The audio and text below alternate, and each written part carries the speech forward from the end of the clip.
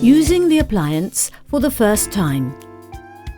Remove the water tank.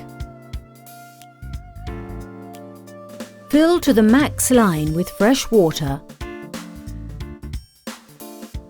Then put back in the appliance. Place a container with a minimum capacity of 100 milliliters under the cappuccino maker.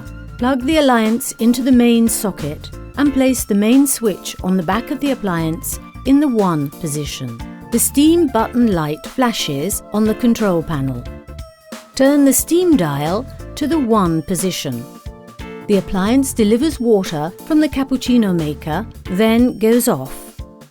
Turn the steam dial to the 0 position. The coffee maker is now ready for normal use.